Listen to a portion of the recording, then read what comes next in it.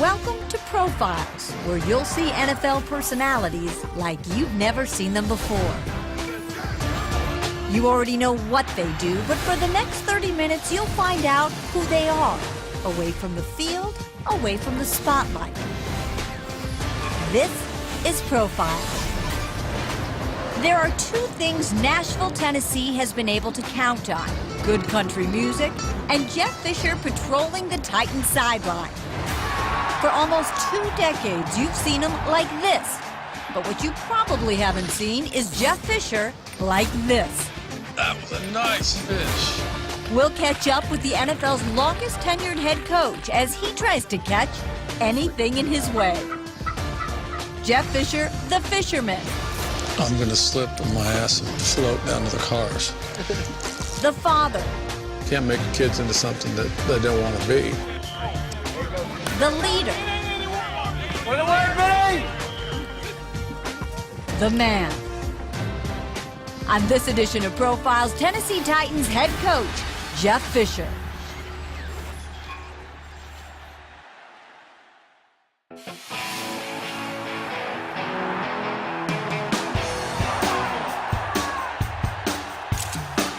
Over the last 11 seasons, Jeff Fisher has guided the Titans to 6 playoff berths. Only the Patriots, Colts, and Eagles have had more appearances during that same span. That's enough! You ain't catching that. Hey! Practice. Nate, chill. Enough. In 16 seasons, he's led the team to 3 division titles, 2 AFC championships, and a Super Bowl.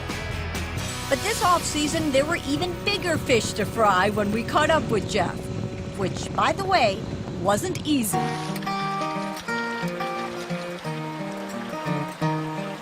I like to think that I would do a lot to get an interview and would go most distances, but this is the first time I've had to climb over a roaring river to actually get my interview.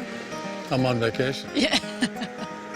I don't ordinarily work on vacation, so I have to make you work for it. It was definitely worth the work as we spent the day with Jeff and his son Brandon somewhere in Montana. And that is as specific as I'm allowed to get.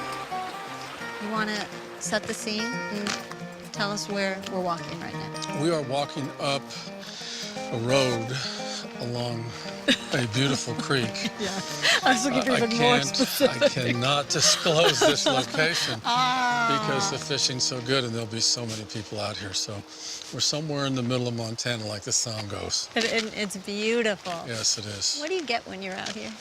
You know, it's been years, particularly in the summer, where we try to come up and just spend a couple weeks after things settle down, after the mini camps, before train camp starts. So it's a place to unwind and kind of find yourself once again and get charged up for a new year. Is it like a switch with you when all of a sudden the plane lands and you kind of get here and see the mountains? Well, it's the anticipation. It's much like the pregame thing. You know, you're so excited and you're anticipating the kickoff. Well, same thing when it's finally time to get away. Then that excitement's it nears that. I mean, it rivals that. How are you different when you're here? Well, you don't see many people, and so you can put your hat on backwards and walk around and act like a kid and catch fish and have fun. I know here no fish are recognizing you, but when you're in town, when you're out and about, are you able to really just hang out and not be recognizing? Well, it really depends. I mean, you know, if you run to Walmart to get a bag of ice, then there's a chance you're going to meet somebody, but which is good too. I mean, a week or so ago, we crossed the border, went into Canada, into a small town called Fernie, and we fished up there for about 3 days. And we were checking out of the hotel, and a guy gave me this funny look, and I looked at him, smiled, and he took his shirt off and showed me his Titan sword tattoo on his arm.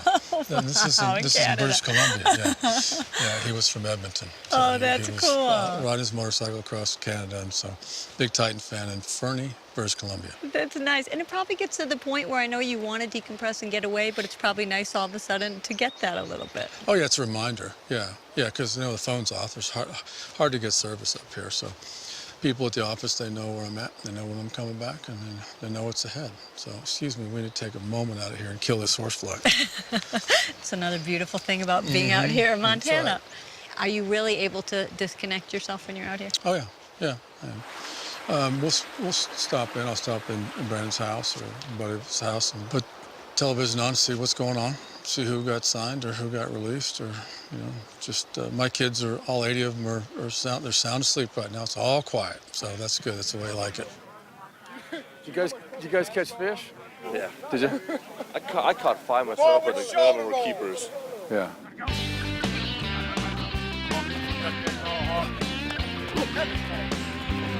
Go knock the quarterback down. Yeah, that's what I'm gonna do, man. Just put his shoulder out the ground.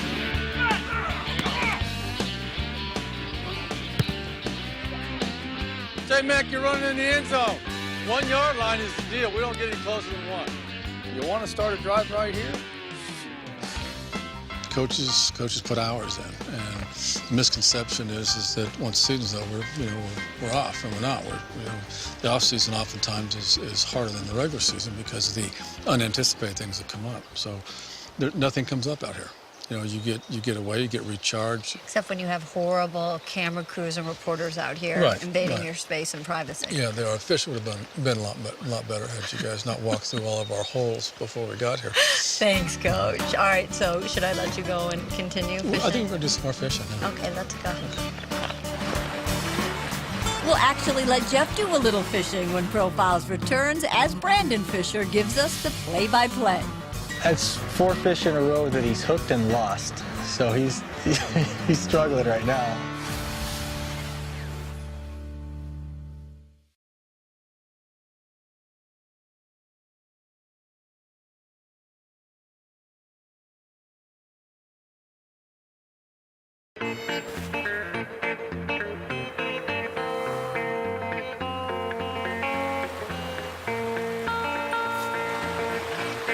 This offseason, Jeff Fisher got away from it all by getting away from it all.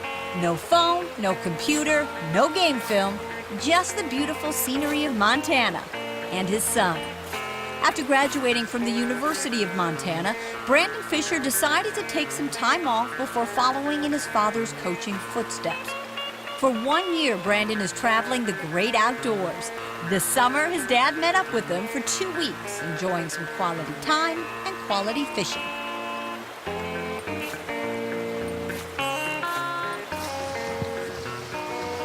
Ooh, there's a fish.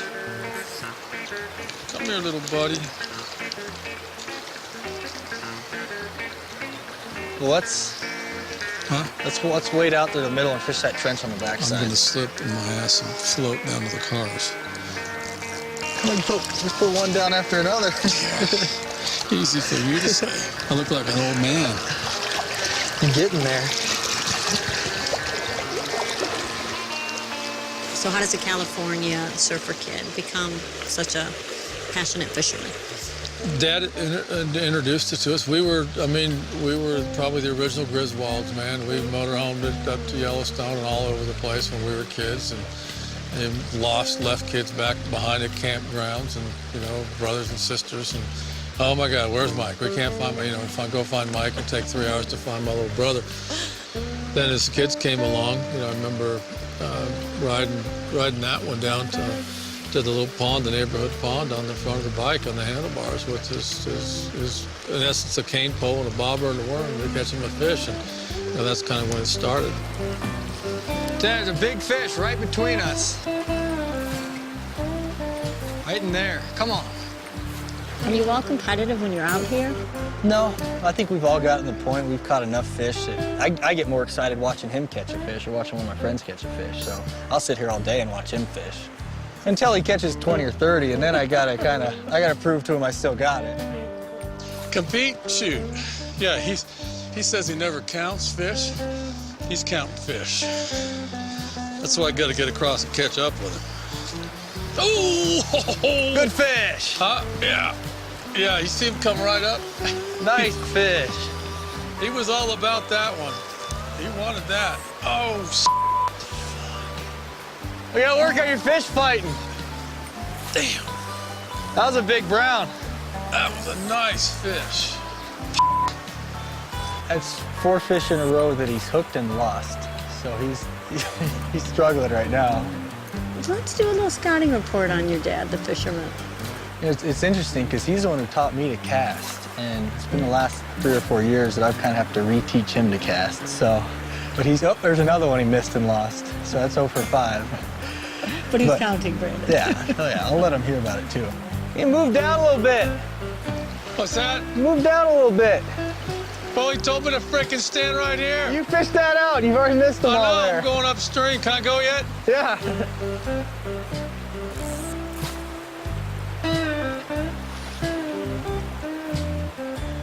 Are you different as a coach and as a father? Well, I think there's some similar characteristics. I mean, I think patience is required. Blessed to have 3 terrific kids that really I couldn't be more proud of them. As a father, I learned a long time ago, don't mold them, help them unfold. And I think to a certain extent you have to handle your players that way. He's about as patient as anybody you'll ever meet. I can leave and go upriver and come back an hour later, and he'll still be standing there enjoying it and probably catching fish. Old man. Yo, buddy. You want to head down a little bit? Yeah, you can do that. Well, there's the big one right there. Oh, he's taking it. He got your hook. How much do you enjoy this, Brandon, getting 2 weeks with him? We don't get a lot of time to do it, so when we do, we kind of got to make it count. So, yeah, this is obviously a passion of both of ours. So we get to go out and do it together. It's a lot of fun. Coming up on Profiles, how defying the coaching odds has enabled Jeff to give so much back to the Nashville community. You know, it's kind of always been a thing deep down inside that I've wanted to do is to take care of the soldiers. Plus, years after coming up 1 yard short of the Super Bowl victory, why Jeff finally decided to watch the game for the first time. It is caught by Dyson. Can he get in? No, he cannot.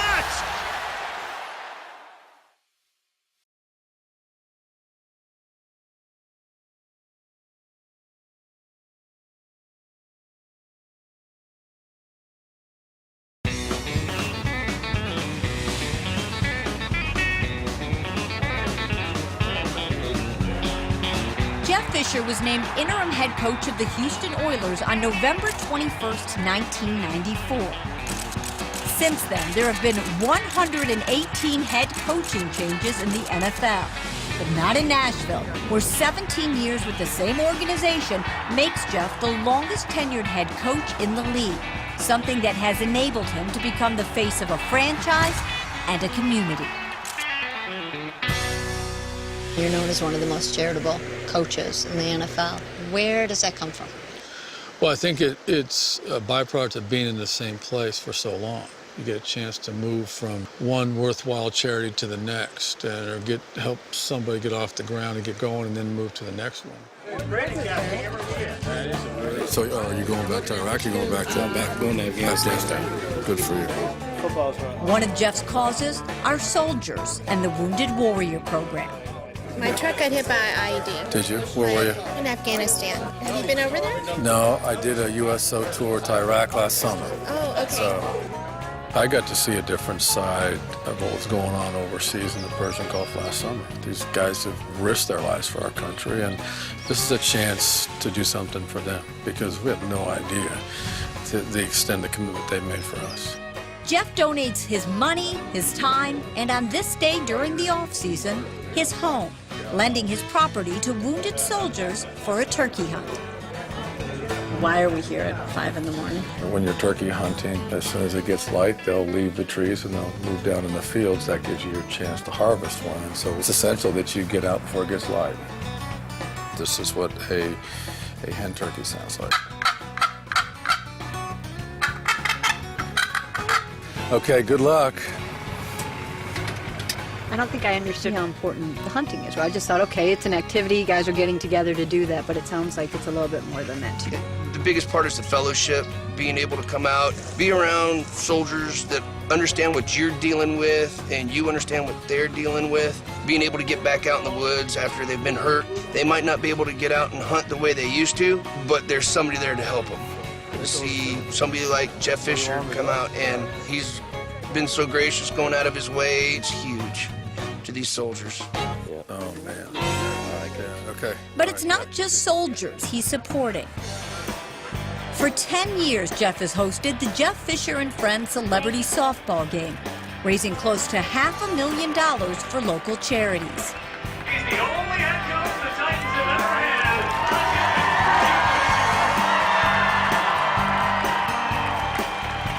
when everybody else is doing golf tournaments, we decided to do a softball game. So this is the 10th annual. It started out with a lot of celebrities. We've had Kenny Chesney and Dina Carter, and you name it, they've been out. And it's just over the years, it just kind of turned into a Titan event. And it's been great. We've raised close to $500,000 in 10 years for a lot of needy charities. This year's game had two very special guests, the sons of Steve McNair, who along with their dad's old coach, scored the game-winning run. I'm going to tell you when to go. Yeah.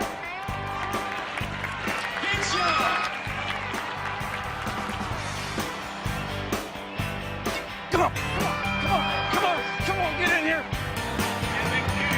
Yes. When you look at those kids, what do you think? They were denied an opportunity to be raised by their father. They're great kids, so when you get the opportunity to keep them involved or invite them to something, then we're clearly going to take advantage of that. We all have a responsibility, I think, to do more for them. And that's what Nashville's all about. This is not about a professional team coming into Nashville and taking. You have to come in and give, and that's what we did. Coming up on Profiles, we'll talk football, Jeff's greatest coaching memory, and the one thing that makes losing the Super Bowl a little more bearable. I think the time had made it a little easier to watch.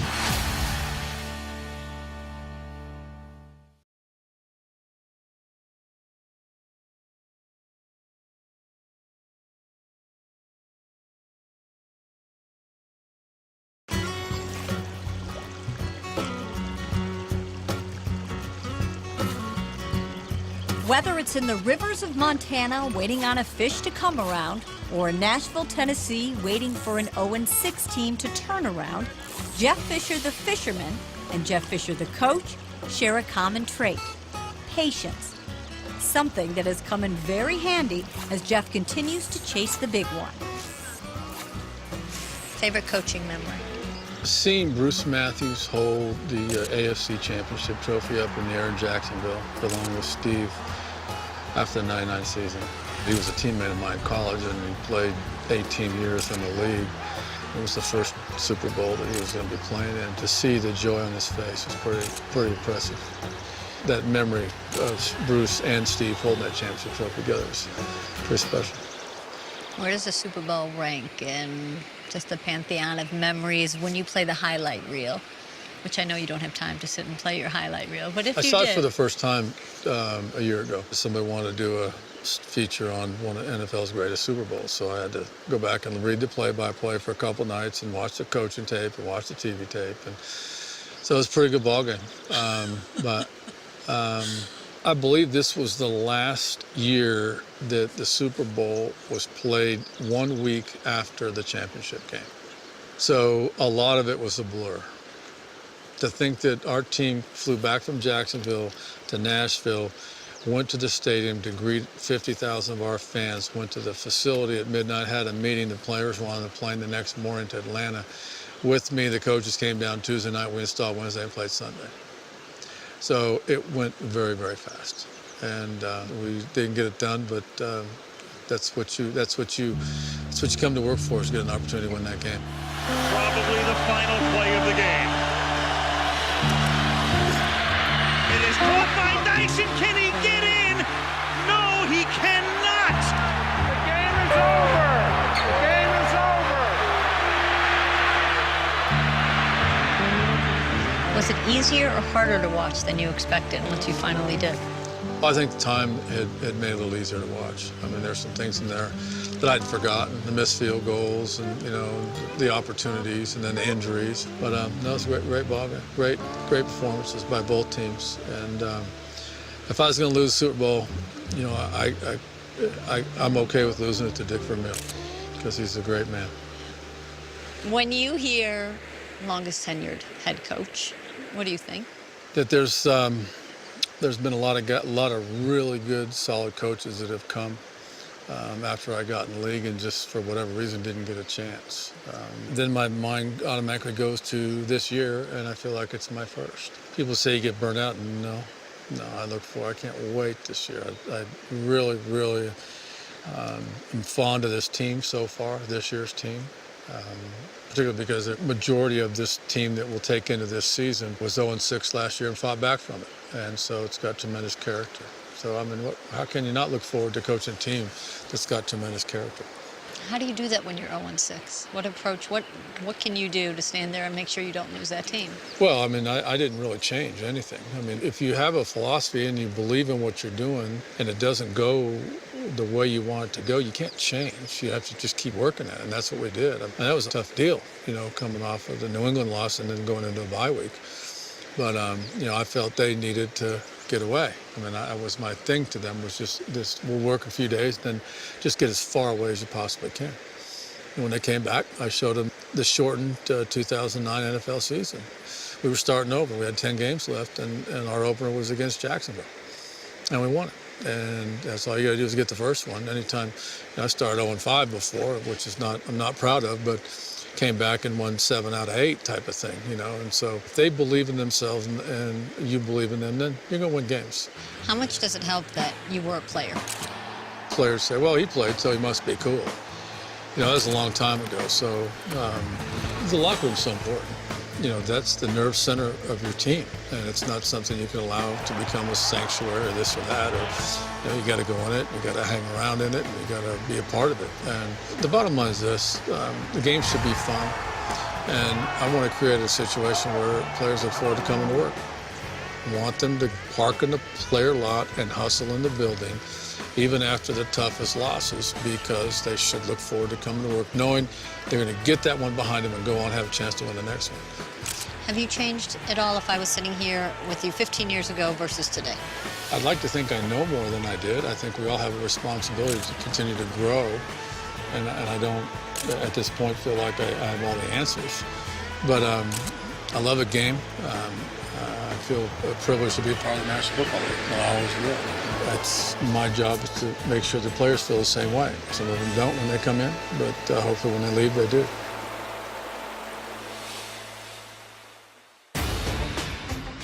Make sure to watch Profiles all season long, where you'll see some of your favorite NFL personalities in ways you've never seen them before.